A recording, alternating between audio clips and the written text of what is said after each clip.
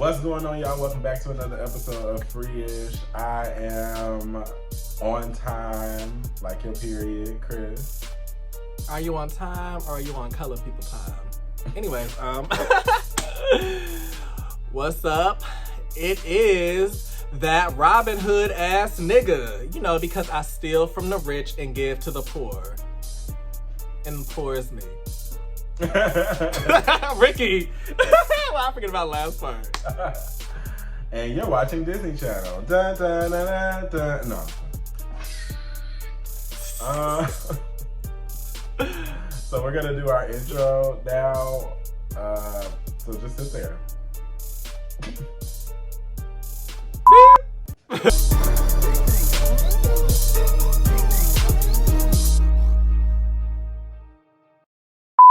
This week on Freeish, we're answering all of your pressing questions like...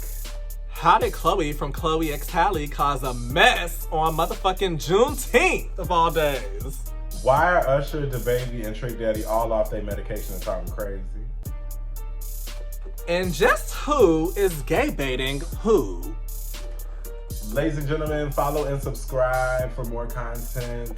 This is Freeish. A new drip for that ass. We should do something like one day where we're like, impose.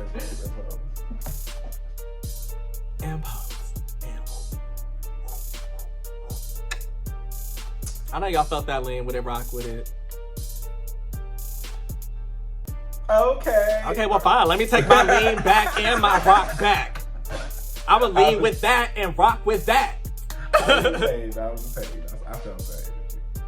Alright, so this week for our 4 for 4, we are condensing a lot of topics into this segment. So what we're going to do is we're going to give each segment 4 minutes or less. It's going to be 8 topics this week. Still going to be a 4 for 4. So if you see Freeish 4, hashtag it Freeish 4, because that is what we're doing. And we're back. Okay, so first up on our Freeish 4x4 speed round. Let's go. So, as all of you know, because we all exist in the same time and space, we had a crazy ass Juneteenth. And it all started off the night before. So, Chloe from Chloe X Halle gave a performance on national TV, and where she proceeded to, as we like to say, fuck it up. And she fucked it up on stage for a good 4 minutes straight. She definitely gave, we'll say, very baby Beyonce tease, I guess you could say. But, you know, the girls, they will continue to try. But, of course, they get the closest because they have nobody as their mentor. But who? The queen herself. So, yeah, so after she twerked down for the freedom and liberation of slaves,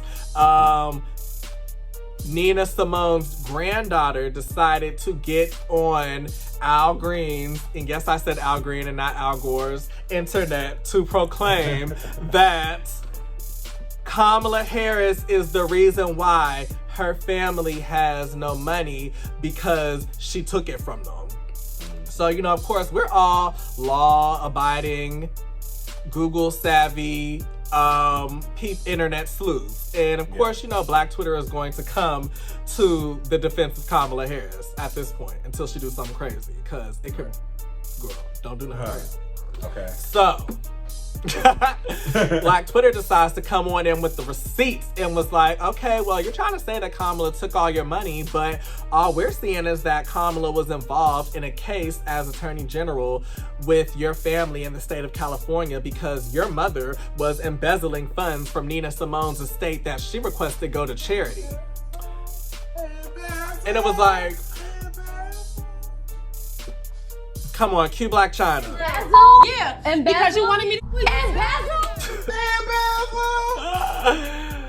So, after this happened, of course, the internet works quickly, and that was there by 9 a.m. on Juneteenth.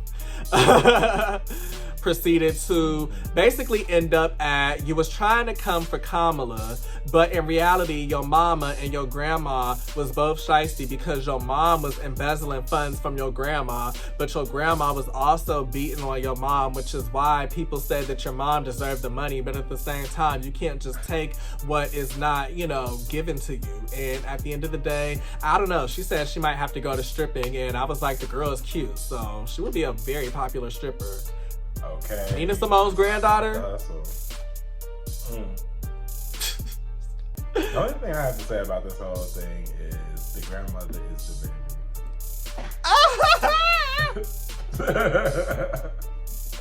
baby. At the same time, all this is occurring on Juneteenth. I don't know who doing the A&R down to the music nowadays, but Tory Lanez and DaBaby had a song come out, and we all know that DaBaby is connected to Meg, and Tory connected a bullet to Meg's foot. So oh my gosh, it was clear as day. As soon as I saw that single cover, I was like, somebody went to jail this weekend. Like, I was like, oh, this is not good. So basically, long story short, Meg said a few things. No, somebody had said something about, you know, that y'all must be cool since y'all working together, and DaBaby may or may not have retweeted and or may not have liked it. And so then Meg was like, wow, switching up energy. Basically, you switch up energy. You say you cool with me, but you with this nigga that basically shot me in the foot. And then for him, under the little bridge he came from, to like come back on some man shit, like, I don't need to argue. Are you trying to say he's like a troll or something?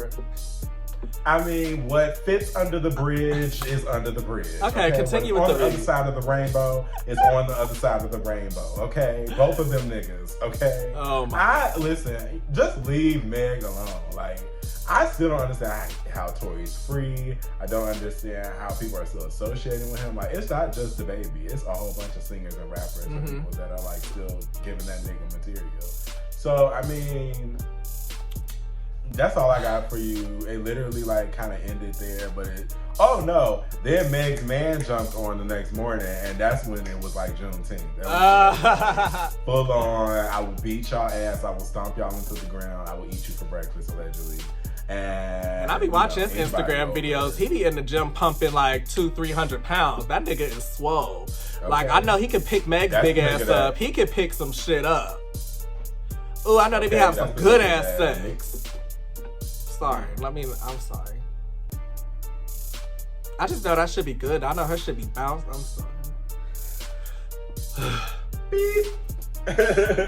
I have an opinion on Tory Lanez, but it is an unpopular opinion, so I'm not going to say it at this time.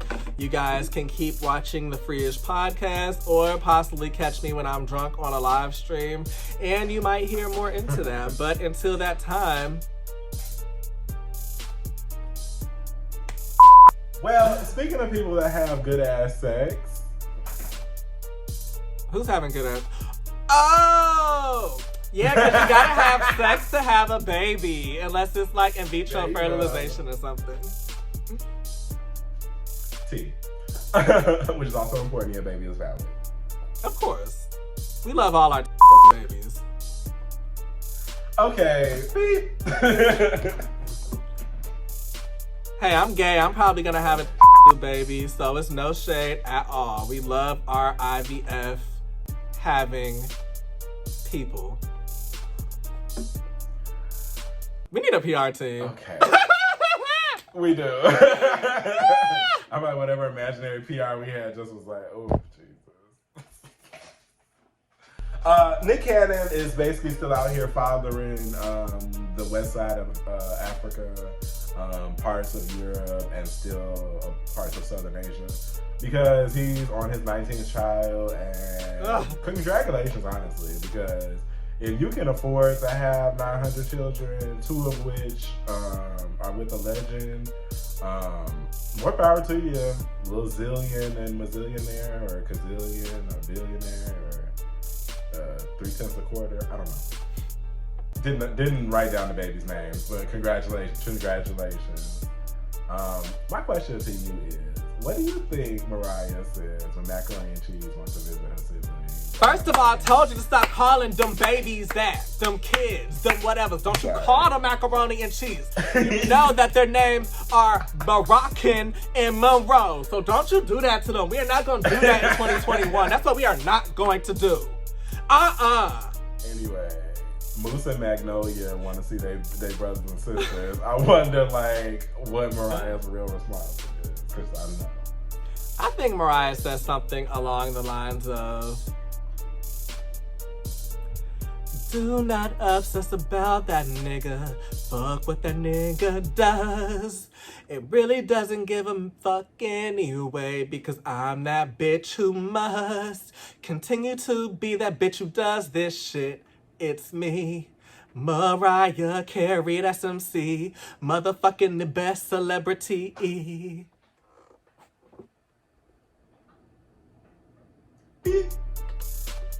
So speaking of people that can't sing, Trick Daddy. Bitch! No! No, we will run that back right now. Trick Daddy has said, no, I'm just playing. He has a lovely voice, sweetie. Lovely, okay. Don't kill me. I think you can sing.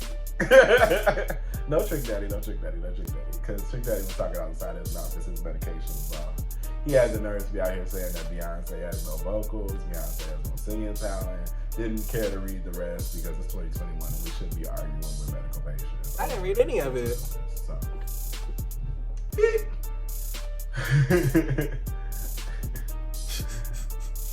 No, for real, I think you can sing. I was just making a joke.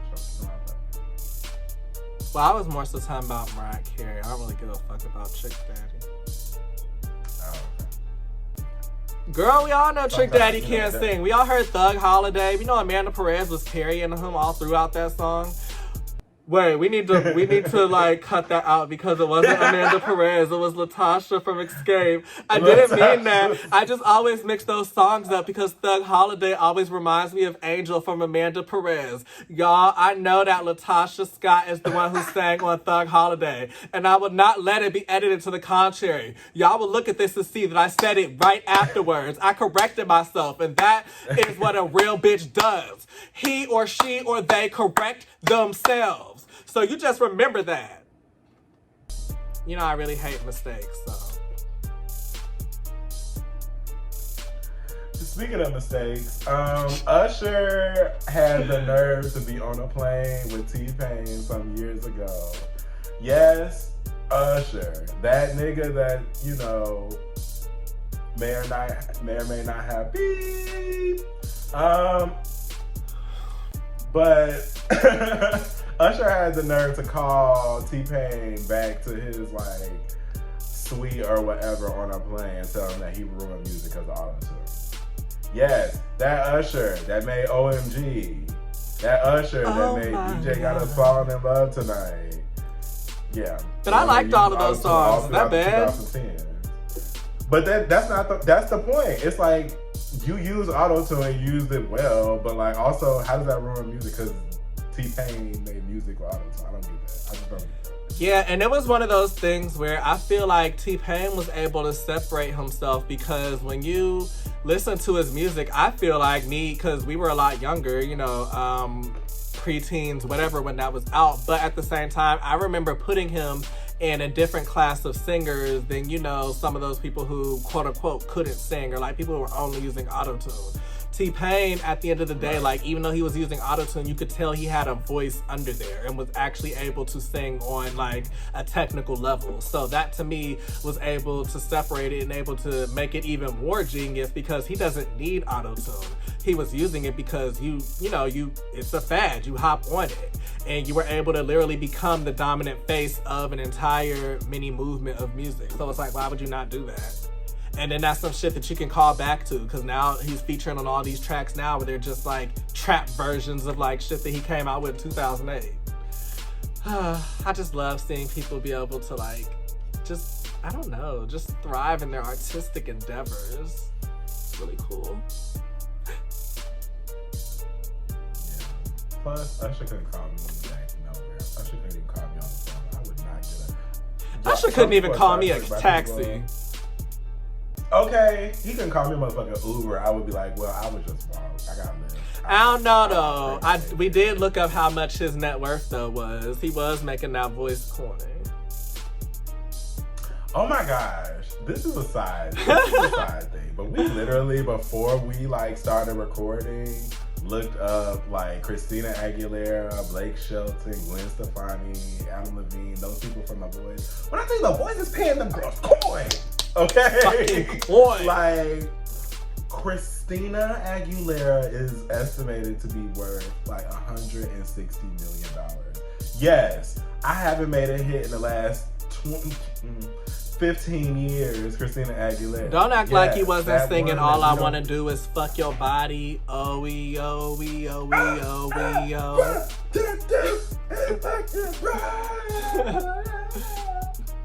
I did use like this, aren't you? Because I was there. I'm one of the few people that bought Lotus. Right, I'm one of the few people that bought Lotus and bumped Lotus. So it's like you and Bionic. Like right, I'm one of the few people that bump Bionic.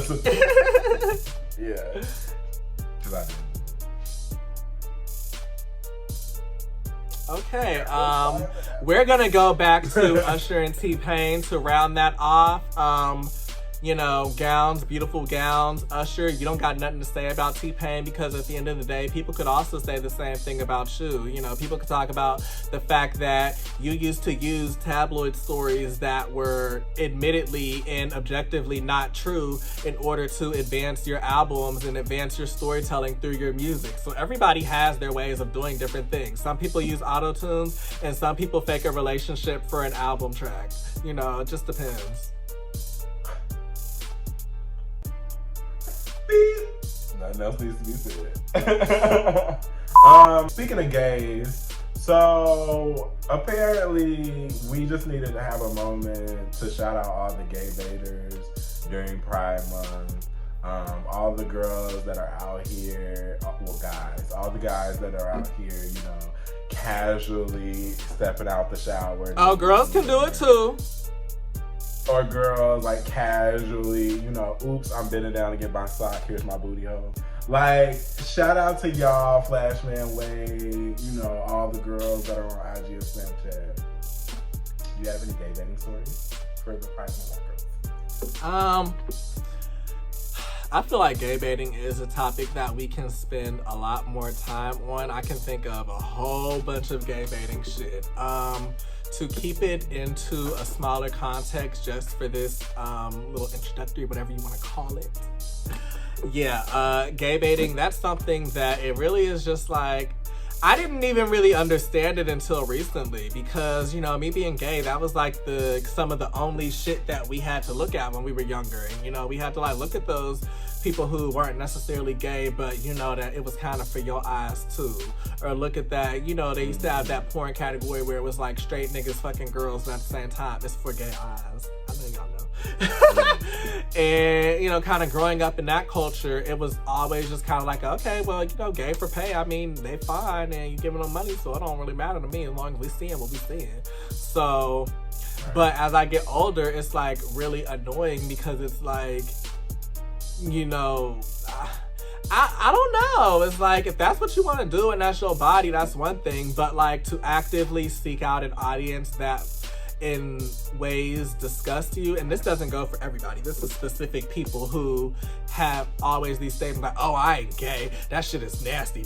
I'm only doing this for y'all to look at. Y'all don't need to be trying to be in my DMs. Y'all don't even need to be trying to talk to me or nothing. Y'all just need to look and shut the fuck up. It's like, no, nigga, you need to shut the fuck up and pull out your dick and put it in whatever the fuck you need to put it in to make me want to pay my money and shut the fuck up otherwise. Like, nobody want to hear that shit about, you know, you all straight and this and that, because that is really just when you open it up to a critique that you just really don't even need to have. And that's when it makes conversations like this, or we want to talk about shit like this. Pandering, gay baiting. It is what it is. Boom.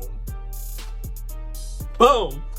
When I tell you, he has been shutting down the topics today. I fuck with this. Well, speaking of porn, are you into like the iCarly revival? Have you gotten into Miss Nick and Miss not Nick? It's still Nick. It's technically still Nick. It's Paramount Plus's. Is that Paramount Plus? It's Paramount Plus. What show am I on? What's going on? What is anything? Yeah. You into iCarly revival? Yes, no, maybe. Honey, I am into it. Y'all know, if y'all follow me on Twitter, AO_Ricky, and also follow Chris, BXRaj3. Okay. Yeah, but if y'all follow me on Twitter, y'all already know, like, I fuck with this iCarly reboot so heavy. Chris and I, we were about the same age as the cast of iCarly and the age that they were in the show. So growing up and having them now be in their, mid to late 20s or whatever, it's really refreshing that they can pick up on that and have the show really still feel like it has that organic DNA of iCarly, even though you don't have the creator, you don't have one of the main cast, you don't have, I'm sure, a bunch of the other behind the scenes crew. Yet at the same time, this show feels just as like fresh and new as like if iCarly had just been on the whole time and this was just like season like 12. I love it. What do you think? Yeah, I love it. She out here cussing, having sex and stuff, like, but it's not too much. Like, she's not in every scene like motherfucker. Right. It's like when she did, it was like a ooh, but also you are grown. You are about to be 30, so like, I mean. I like that we're getting a generation of reboots that are catered to the age of the people that liked them in the beginning, and not necessarily having to be like Raven's Home, where you had to also recommit to children and like make it a children's show because that's the age demographic. Right. But like if Raven was like on Disney Plus or HBO Max or something, then we were able to get a little more adult themes.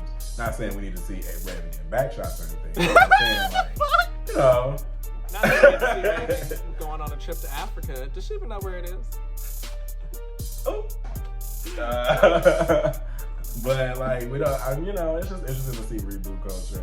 I'm kind of glad it's cool, and that's pretty much all I'm giving it in our new Black History Month.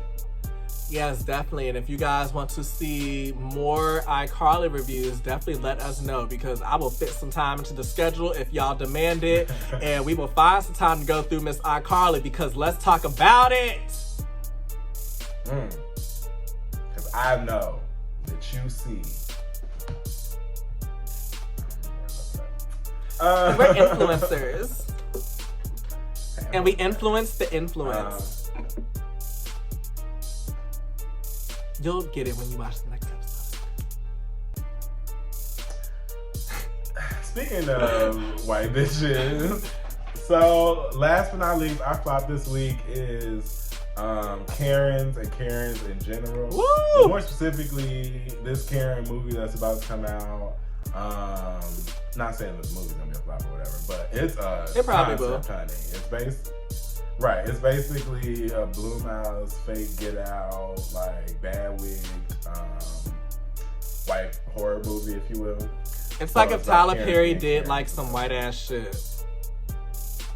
Right. Like whiter than The Family That Prays, like white. Whiter than that show that he did on TBS that lasted for like one season. White. White. Whiter than half of the cast of Half and Half Nots.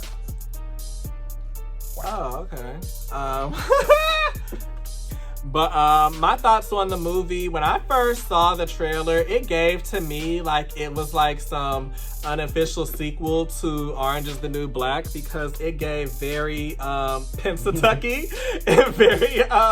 It would be like if Pennsatucky got out of jail and like got with this guy and like lived this life after she got out of Litchfield, and this is what we are seeing. That is really what I believe it would be about.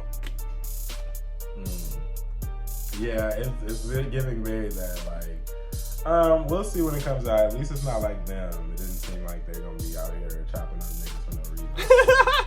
Hopefully. Well, I can't say niggas, it's a white woman, sorry. Girls. And that's it, ladies and gentlemen. All up in my knickers.